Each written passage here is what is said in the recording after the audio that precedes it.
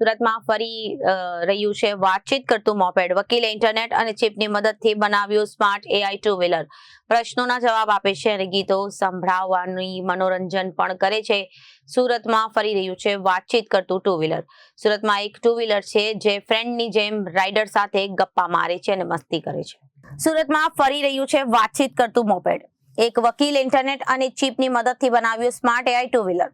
પ્રશ્નોના જવાબ આપે અને ગીતો સંભળાવી મનોરંજન પણ કરે.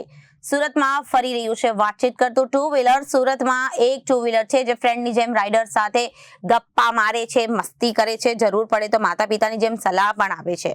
ગીતો સંભળાવી મનોરંજન પણ કરે છે. આ ટુ વ્હીલર દેખાવમાં સામાન્ય મોપેડ જેવું છે, પરંતુ તેને ખાસ બનાવે છે એમાં ફીટ કરાયેલી ચિપ, ઇન્ટરનેટ અને એઆઈ સિસ્ટમનું. સુરતના વકીલ મુકેશ ભાવસારે પોતાના સામાન્ય મોપેડને ટેકનોલોજીની મદદથી સ્પેશિયલ બનાવી દીધું.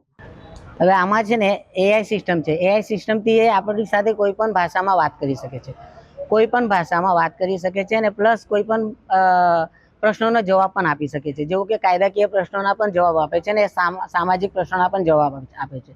બીજું કે આપણે એને કમાન્ડ આપીએ તો એ કમાન્ડને ફોલો કરીને એ પ્રમાણે engine start, stop, side light એ પણ કરે છે. બરાબર, સ્ટોપ કરજો. હા, બીજું કે આપણે કદાચ ચાલુ ગાડીએ કે આપણે જ્યારે સોંગ સાંભળવું હોય તો એ સોંગ પણ વગાડે છે.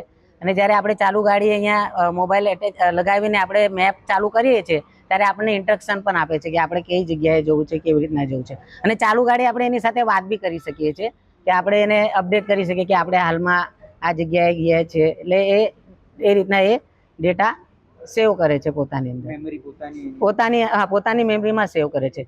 હવે બીજું કે એક વસ્તુ કેવી છે કે આની અંદર એક પ્રકારે રોબોટ જ છે. માણસની અંદર જેવી રીતના 5 જ્ઞાન ઇન્દ્રિયો છે, તો એ જ્ઞાન ઇન્દ્રિયો દ્વારા પોતે જ્ઞાન લે છે અને એ જ્ઞાન લીધા પછી એને ખબર પડે છે.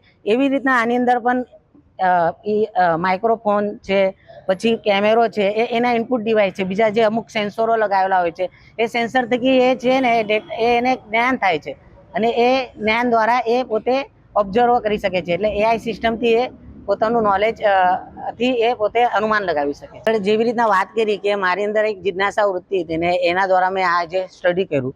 અને આ જે સિસ્ટમ બનાવવાનું પાછળનું કારણ પણ એ જ છે કે આની પાછળ મારો આ બનાવવાનો હેતુ એ છે કે આ એજ્યુકેશન પર્પઝ માટે બનાવેલું છે.